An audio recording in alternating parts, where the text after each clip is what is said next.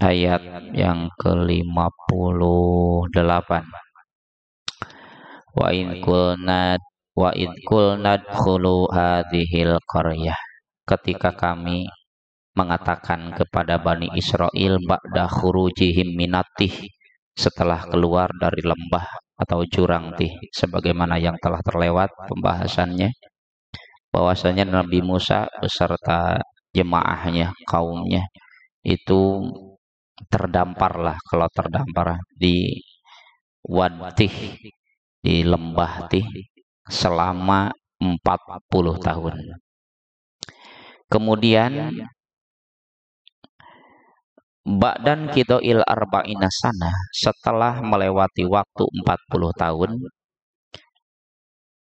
Nabi Musa biman bakia mim Bani Israel beserta orang-orang yang tersisa dari golongan Israel, dari Bani Israel, melanjutkan perjalanan menurut satu pendapat ke ke Baitul Maqdis, yang disebut dengan kalimat udkhulu hadhil qaryata, masuklah kalian ke perkampungan ini. Ada yang berpendapat, yaitu Imam Mujahid, menurut Imam Mujahid hadhil qaryah, perkampungan ini yaitu Baitul Maqdis. Ada juga yang berpendapat, yaitu Ibnu Abbas, sahabat Ibnu Abbas mengatakan bahwa yang dimaksud dengan hadhil qaryah itu adalah Arih, daerah Arih namanya. Ada dua pendapat. Kalian masuklah. Ibnu Mujahid mengatakan ke Baitul Maqdis. Ibnu Abbas mengatakan ke Arih. Fakulu minha syi'tum, silahkan kalian makan di perkampungan ini sekemauan kalian. Rogodan, bebas, sekenyangnya. Wasi'an, dengan seluas-luasnya. La hajropi, tidak ada yang melarang. Silahkan mau makan apapun, yang penting halal, silahkan makan tanpa ada batasan. Wadkhulul bab, ai babah sujada, tapi masuklah ke perkampungan tersebut sujadan, dengan membungkukkan badan, munhanin, dengan membungkukkan badan. Ini simbol dari tawadu. Jadi kalau masuk ke perkampungan orang, jangan petantang petenteng. Oh, kita masuk, ya kalau zaman sekarang mau ditarik ya, masuk ke perkampungan orang, pakai kendaraan jangan seenaknya, saat digas tanpa direm, misalkan knalpot racing, bising sekali, jangan seenaknya masuk ke daerah orang. Kita ini tamu, kita ini pendatang, masuk dengan sopan. Ini yang diajarkan oleh Allah. Masuklah ke perkampungan itu sujada. Sujud di sini bukan sujud secara hakikat, maksudnya membungkukkan badan dengan rasa penghormatan. Masa penghormatan. Waktu hari apa ya, Rabu, saya ke Bandung, ke salah satu perguruan tinggi. Itu ada mahasiswa,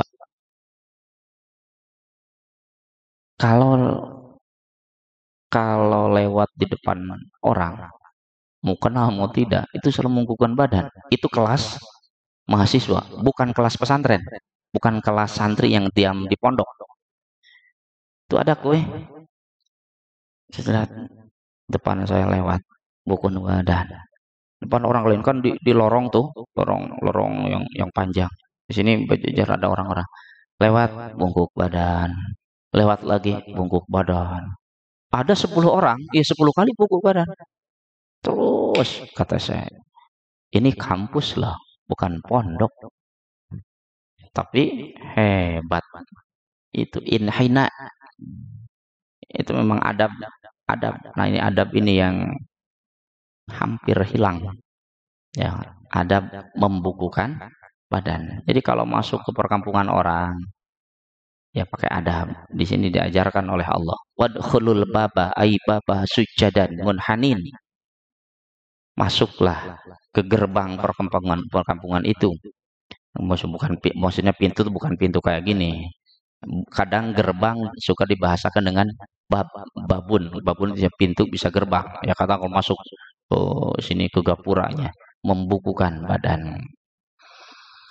Wakulu, dan katakanlah oleh kalian, mas'alatuna hittatun antuhatto anna khotoyana. Dan keinginan kami adalah dilebur dosa kami. Dosa yang mana?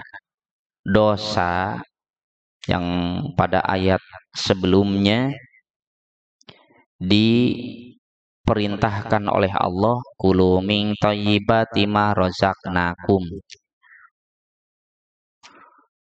Makanlah kalian di lembah Tih tersebut apa-apa yang kami rizkikan kepada kalian, wala tadakhiru, jangan disimpan untuk esok. Nah, itu dosa itu. Allah memerintahkan kepada kaum Nabi Musa, yaitu Bani Israel, silakan ketika tinggal di lembah Tih selama 40 tahun, oleh Allah kan diberikan fasilitas, diantaranya al-ghamam. Ghamam itu awan yang meneduhi Bani Israel dari panasnya terik matahari kalau siang, kalau malam sejenis tiang dari cahaya sehingga bisa mereka melihat satu sama lain berjalan. Dan diberikan juga manna wassalwa. Manna itu cairan yang keluar dari pohon sebagai konsumsinya. Wassalwa, burung yang mengantarkan kebutuhan-kebutuhan di sana. Silakan, kulu min thayyibati ma razaqnakum, makanlah dari sesuatu yang kami rizkikan, tapi wala tadakhiru, jangan disimpan, malah ada yang nyimpan untuk esok hari. Jadi seolah-olah esok hari takut tidak ada makanan, berarti kurang tawakal kepada Allah Subhanahu wa taala. Nah, itu dosa yang ketika keluar dari lembah Tih, masuk ke Baitul Maqdis atau masuk ke daerah Ari, mereka membungkukkan badan, simbol ketawaduan, dan meminta keinginannya apa? Mas'alatuna hittatun. Hittatun ingin dilebur dosa. Dosa apa? Dosa dari menyimpan stok makanan untuk esok hari, padahal Allah melarangnya. Jadi belajar tawakal. Yang ada sekarang makan, esok urusannya beda lagi. Kadang kita suka gitu ya. Untuk nanti nanti, padahal ya sekarang, besok ya besok, tahun depan ya tahun depan. Setiap saat ada rizki masing-masing. Itu dosa itu. Hittatun ay antuhattu anna khotoyana. Ya Allah, kami ingin dosa-dosa kami, kesalahan kami dihapus, dilebur. Nagfir lakum, kata Allah, kami akan mengampuni kalian, mengampuni bagi kalian khotoyakum, akan kesalahan-kesalahan. Wasanazidul muhsinin, dan kami akan beri tambah bagi orang-orang yang baik. Nah, harus paham. Di antara kaum Bani Israel ketika diam di lembah Tih, ada yang nyimpen makanan untuk esok hari, itu jelas dosa. Ada yang tidak, berarti tidak berdosa. Hari ini ya habiskan, esok hari ya kan adakan lada lagi. Nah, orang yang menyimpan stok makanan untuk esok hari itu berdosa. Oleh Allah, nagfir lakum khotoyakum, akan diampuni. Dan bagi orang yang tidak menyimpan makanan untuk esok hari, berarti tidak punya kesalahan. Nah, apa balasan yang akan diberikan oleh Allah kepada kaum Bani Israel yang tidak bersalah, yang tidak menyimpan stok makanan untuk esok hari? Wasanazidul muhsinin, dan bagi orang yang tidak punya kesalahan, muhsin, orang yang punya kebaikan, akan ditambahlah pahalanya. Itu maksudnya. Wasanazidul muhsinin itu objeknya untuk kaum Bani Israel yang tidak punya kesalahan menyimpan stok makanan. Kalau nagfir lakum khotoyakum, kami akan memberi ampunan bagi kalian itu bagi kaum Bani Israel yang punya kesalahan apa? Kesalahan menyimpan stok makanan untuk esok hari. Paham? Itu dulu zaman Nabi Musa. Ada istilah pelebur dosa. Zaman sekarang, ya zaman era umat Nabi Muhammad Shallallahu Alaihi Wasallam, ada hal-hal yang bisa melebur dosa kita. Sayyid Muhammad bin Alwi Al-Maliki dalam salah satu karyanya yaitu kitab Syaraful Ummatil Muhammadiyah, kemuliaan umat Nabi Muhammad yang tidak dimiliki oleh umat-umat terdahulu, adalah ada al-khisalul mukaffirah lidzunub, ada hal-hal yang bisa melebur atau menghapus dosa. Wa min syarafi hadhil ummatil Muhammadiyah, di antara kemuliaan umat Nabi Muhammad sallallahu alaihi wasallam, annallaha subhanahu wa ta'ala fatalaha min abwabil khair wal bir ma yaghfiru laha dan wa yastur lahal aib. Allah membukakan bagi umat Nabi Muhammad gerbang-gerbang kebaikan, jalan-jalan kebaikan yang bisa menghapus dosa dan menutup aib. Apa saja di antaranya? Wa ba'du tilkal a'mal, di antara sebagian dari amal-amal tersebut adalah satu, ya, amalan umat Nabi Muhammad yang tidak ada di umat Nabi sebelumnya, yang pahalanya, kebaikannya untuk menghapus atau melebur dosa. Di antaranya famin tilkal a'mal, di antara amal tersebut adalah isbagul wudu, menyempurnakan wudu. Jadi wudu itu yang benar. Bahkan kalau bisa mah melebihi batas wajib.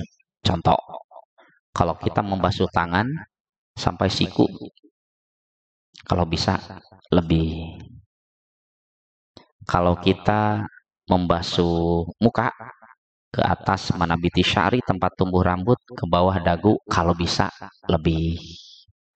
Kalau kita membasuh kaki sampai mata kaki, kalau bisa lebih sampai betis. Itu namanya isbagul wudu. Apa manfaatnya kalau umat Nabi Muhammad SAW wudunya seperti itu, secara sempurna bahkan melebihi batas yang wajib? Itu pahalanya akan melebur dosa. La yusbigul wudu'a, kata Rasul, la yusbigul wudu'a abdun illa ghafarallahu lahu ma taqaddama min dzanbihi wa ma ta'akhkhar. Seorang hamba tidaklah menyempurnakan wudunya kecuali ghafarallahu lahu, Allah akan mengampuninya, ma taqaddama min dzanbihi wa ma ta'akhkhar, dosa yang sudah lama diperbuat, wa ma ta'akhkhar, dan dosa yang baru-baru ini dilakukan. Nah, kalau wudu gitu ya, semuanya nih santri, kalau wudu yang benar, kalau bisa batasannya melebihi dari batas wajib. Ya, kalau kita membasuh tangan sampai sikut, lebihi agak ke atas. Kalau membasuh saja di bawah sampai dagu, lebih lah sampai leher. Itu namanya isbagul wudu. Insya Allah berkahnya untuk menghapus dosa yang dahulu dilakukan ataupun yang baru-baru ini dilakukan. Di antaranya lagi, wa min dalika ijabatul muadzin. Di antara yang akan melebur dosa adalah menjawab orang yang adzan. Nah, kalau ada yang adzan, jawab. Ya, pokoknya semua kalimat adzan jawab. Kecuali jawabnya apa? Jawabnya mislama yakulul muadzin, seperti apa yang diucapkan oleh yang adzan. Allahu akbar, Allahu akbar, Allah. Kecuali lapad-lapad tertentu. Contohnya lagi seperti hayya 'alas shalah, maka kita jawabnya bukan hayya tapi la haula wala quwwata. Dan ternyata ada lagi tambahan pada kalimat syahadat. Asyhadu alla ilaha illallah. Jawab, asyhadu alla ilaha illallah. Tambah lagi, tambah. raditu billahi robba wa bil islami dina wa bi Muhammadin nabiyya. Gitu bahasanya sampai itu. Jadi kalau ada yang adan, asyhadu an la ilaha illallah, baca asyhadu an la ilaha illallah raditu billahi robba wa bil islami dina wa bi Muhammadin nabiyya. Rasul mengatakan, man qala hina yasma'ul muadzin yaqul asyhadu alla ilaha illallah.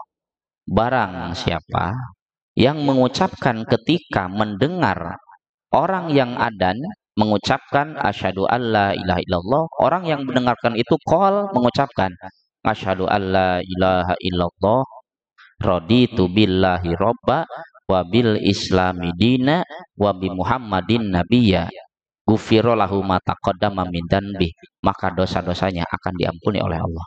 Tambahan ya.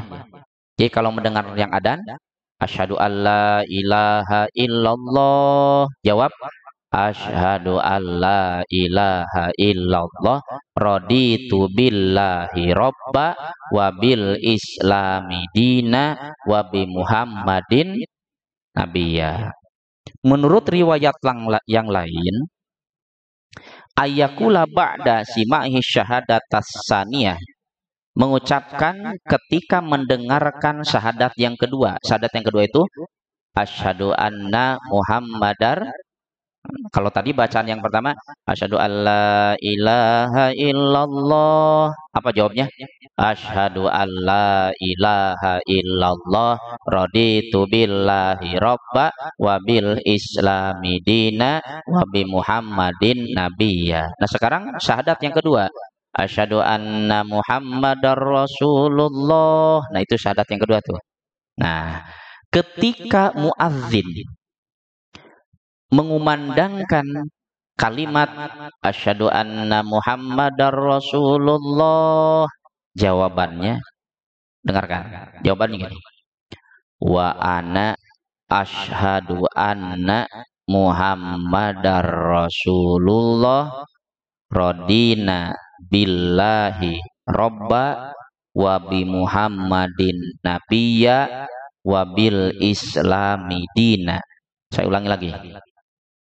Ketika muadzin mengumandangkan asyhadu anna Muhammadar Rasulullah, jawabannya wa ana asyhadu anna Muhammadar Rasulullah radina billahi robba wa bi Muhammadin nabiyya wa bil islami dina.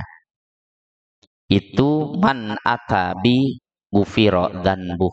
Orang yang mengucapkan kalimat itu dosanya akan diampuni. Praktek. Muadzin mengucapkan ini. Asyhadu an la ilaha illallah. Jawab asyhadu an la ilaha illallah raditu billahi wa bi Muhammadin nabiyya. Sudah sampai situ. Ketika muadzin mengumandangkan asyhadu anna Muhammadar Rasulullah, jawabnya wa ana asyhadu anna Muhammadar Rasulullah radina billahi robba wa bi Muhammadin nabiyya wa bil islami dina. Tambahan, orang yang melakukan hal itu gufirolahu ma taqaddama min dzanbi, dosanya akan diampuni oleh Allah, dilebur, dihapus dosanya oleh Allah. Wa min dalika, di antara pelebur dosa yang dianugerahkan oleh Allah kepada umat Nabi Muhammad dan tidak dianugerahkan kepada umat terdahulu adalah wa min dalik sholatu tasbih, sholat tasbih. Ya, kalau dijelaskan tata cara sholat tasbih terlalu lama. Sholat tasbih silahkan cari lagi, amalkan. Sholat tasbih itu dilakukan bagus setiap hari atau setiap malam. Kalau tidak, seminggu sekali. Kalau mau ngambil yang seminggu sekali, bagusnya hari Jumat atau malam Jumat. Kalau tidak seminggu sekali, sebulan sekali. Sama juga ngambilnya Jumat kalau mau, kalau bisa. Kalau tidak sebulan sekali, setahun. Nah, rata-rata yang setahun sekali oleh para ulama diambil kesempatan ketika malam nisfu Sya'ban, suka dipakai. Nah, kalau tidak setahun sekali, seumur hidup sekali. Pokoknya selama hidup satu kali aja pernah. Gimana kalau orang seumur hidup pun tidak pernah melakukan sholat tasbih, bahwa mutahawinun bidin, maka orang tersebut adalah orang yang menyepelekan agama karena tidak menganggap penting sholat tasbih yang mana pahalanya akan melebur dosa. Wa fiha anna man fa'alaha, di sholat tasbih tersebut bagi orang yang melakukannya, yugfaru lahu dzanbuh awaluhu wa akhiruh, maka dosanya akan diampuni oleh Allah, dosa yang dulu dilakukan atau dosa yang baru-baru ini dilakukan. Qadimuhu wa hadithuhu, ya dosa yang lama dan dosa yang baru. Khata'uhu wa amaduhu, baik itu secara disengaja ataupun tidak. Sogiruhu wa kabiruhu, kecil atau besarnya. Sirruhu wa alaniyatuhu, dosa yang dilakukan secara tersembunyi ataupun di depan banyak orang. Itu barokah sholat tasbih. Ternyata sholat tasbih itu spesial untuk umat Nabi Muhammad, tidak diberikan oleh Allah syariatnya untuk umat sebelum Nabi Muhammad, termasuk Bani Israel. Ya kan dulu sudah terlewat bahasannya. Ingin diampuni dosa itu membunuh, ya, bunuh tuh orang yang salah, bunuh, harus membunuh. Masya Allah, kalau itu diterapkan zaman sekarang, saya ingin tobat, ya udah bunuh. Kalau zaman sekarang itu, kalau umat Nabi Muhammad, maka Nabi Muhammad itu umat yang paling beruntung karena segala sesuatunya dilakukan dengan mudah. Kemudian apalagi? Pelebur dosa yang dianugerahkan oleh Allah khusus bagi umat Nabi Muhammad SAW, yaitu diantaranya mengucapkan amin ketika sholat berjamaah. Wa min dalika ta'min fis sholat, di antara pelebur dosa adalah mengucapkan amin di dalam sholat. Faqad qala sallallahu alaihi wasallam, Nabi Muhammad SAW bersabda, idza ammanal imam, ketika imam amin, ghairil maghdubi alaihim waladdallin, si imam amin, amin, fa aminu, amin kalian juga wahai makmum, jangan diam aja, amin, diam, imam jengkel, amin dong, ya namanya amin. Nah, ketika imam amin, waladdallin, amin, fa aminu, hai makmum, aminlah kalian. Kenapa? Fa innal malaikata tu aminu, karena malaikat mengaminkan bacaan imam. Malaikat pun membaca amin, hanya saja tidak terdengar. Bayangkan kalau terdengar, suaranya dahsyat. Paman wafaqo ta'minu ta'minal malaikah gufirlahu ma taqaddam, dan kalau berbarengan antara aminnya makmum dengan aminnya malaikat, maka pahalanya adalah dihapus dosa. Makanya kalau ada imam ghairil maghdubi alaihim waladdallin, amin, karena malaikat pun membaca amin. Kalau berbarengan antara aminnya makmum dengan malaikat, dosa-dosanya akan diampuni oleh Allah. Udah berapa tuh? 4. 5. Wa min dalika al-qiraah ba'dal Jumat. Di antara yang menjadi pelebur dosa adalah bacaan setelah sholat Jumat. Apa bacaan sholat Jumat? Fatihah 7, Al-Ikhlas 7, Al-Falaq 7, An-Nas 7. Itu 7 surat itu. Bukan 7 surat. 4 surat ya. Fatihah, Ikhlas, Al-Falaq, An-Nas dibaca 7. Jadi kalau Jumatan, habis Jumatan santri jangan langsung pulang. Ya iya kalau nggak langsung keluar nggak dapat nasi bungkus. Misalkan di sana tuh ada yang sedekah nasi bungkus ya. Kalau bisa jangan dulu keluar. Baca dulu wiridan dulu. Rasul mengatakan, "Idza salamal imam," ketika imam salam, "min sholatil jum'ati," dari sholat Jumat, "qabla ayasnya rijlah," sebelum merubah kaki. Nah, cara wiridannya, cara wiridan pada Jumat itu, posisi kaki itu jangan dulu dirubah. Biarkan saja seperti posisi kita melaksanakan tahiyat akhir. Namanya duduk tawarruk. Sudah gitu caranya.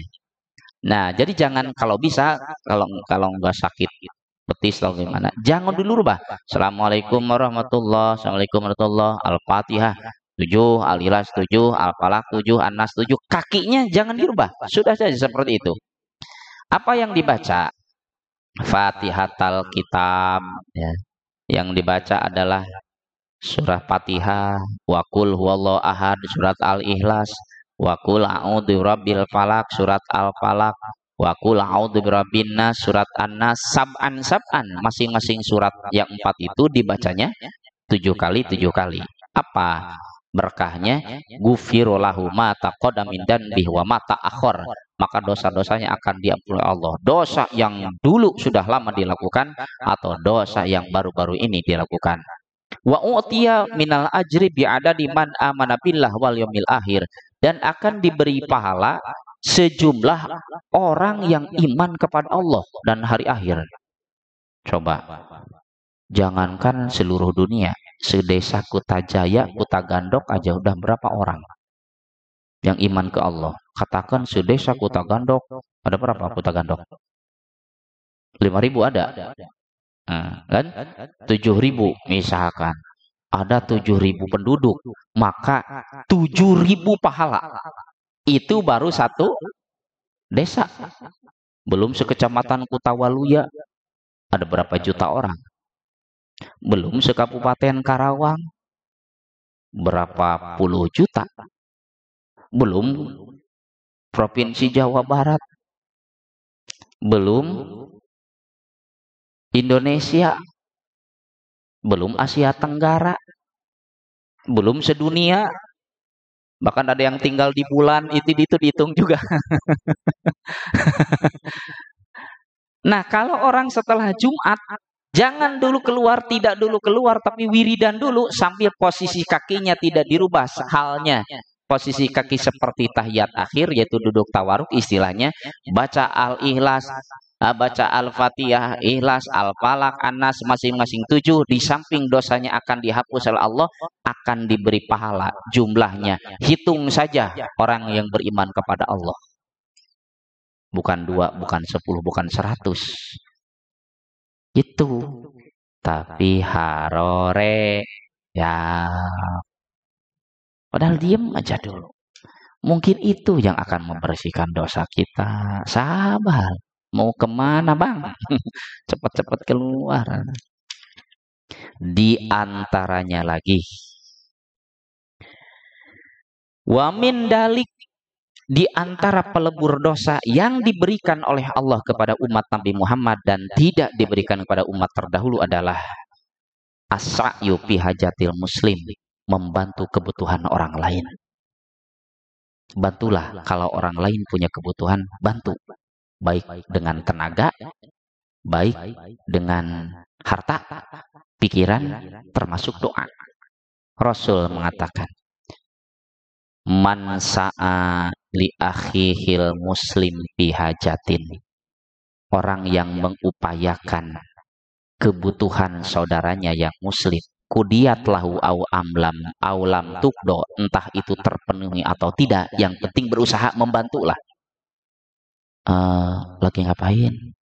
Ini saya lagi butuh dana untuk saudara saya yang sakit. Yuk saya bantu, yuk dibantu. Entah itu berhasil atau tidak. Kamu kenapa melamun terus? Ini saya sudah lama menyendiri. Menyendiri itu pedih, Jenderal. sendiri itu pedih, jenderal jomblo itu pedih. Terus apa yang bisa saya bantu? Kata kita tuh. Apa sekiranya yang bisa saya bantu? Tolong salamkan ke si Neng anu dari saya. Mudah-mudahan saja beliau beliau ngomongnya juga dia lah. Mudah-mudahan dia menjawab salam saya dan menjawab maksud baik hati saya. Siap. Nah, Neng, ada salam dari AA Anu. Kok tidak langsung sih? Ya, pakai perantara dulu lah. Oh ya, Waalaikumsalam. Entah itu dibalas cintanya atau tidak. Misalkan dibalas cintanya, berarti berhasil. Entah tidak dibalas cintanya, tidak berhasil. Ini mah contoh gitu, contoh. Kalau memang pasangan merupakan kebutuhan hidup lah. Misalkan membantu yang jomblo, Golkar, golongan karunghal, jadi salib we batur. Nah, orang yang selalu membantu kebutuhan orang lain, man sa'ali akhihil muslim bihajatin kudiyat lahu aulam tukdo, entah itu dipenuhi atau tidak kebutuhannya, gufirah ma taqaddam dan di bawah mata akhir, maka dosa-dosanya akan diampuni, dosa yang dulu dan dosa yang baru-baru ini dikerjakan. Wa kutiba lahu baro'atani, dan ditetapkan dua pembebasan oleh Allah. Apa pembebasan yang pertama? Baro'atun minan nar, dibebaskan dari neraka. Wa baro'atun minan nipak, dan dibebaskan dari kemunafikan. Intinya gini, orang yang suka ngebantu orang lain, dosanya diampuni oleh Allah. Tapi garis bawah, dosa yang tidak, kebutuhan yang tidak berhubungan dengan dosa. Kalau gini mah, kamu lagi ngapain? Mengendap-endap, mau maling ayam? Oh ya, saya bantu ya. Ah ya, kalau gitu mah ya dosa. Kebutuhan orang lain yang memang tidak berhubungan dengan dosa. Sebetulnya masih banyak, dikarenakan waktu kalian mau sekolah. Itu diantaranya al-mukaffirah, al-khisalul mukaffirah lidunub, hal-hal yang bisa menghapus dosa. Mudah-mudahan bermanfaat bagi kita semua. Allah alam bisawab.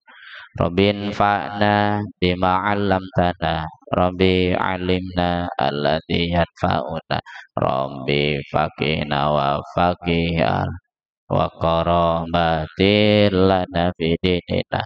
Mugi Gusti ngamanfaatkeun kana ilmu nu dipasikeun, mugi Gusti ngawurukan kana ilmu pimanfaateun, mugi Gusti masihan paham jeung kaahlina kabaraya baraya abdi dina ilmu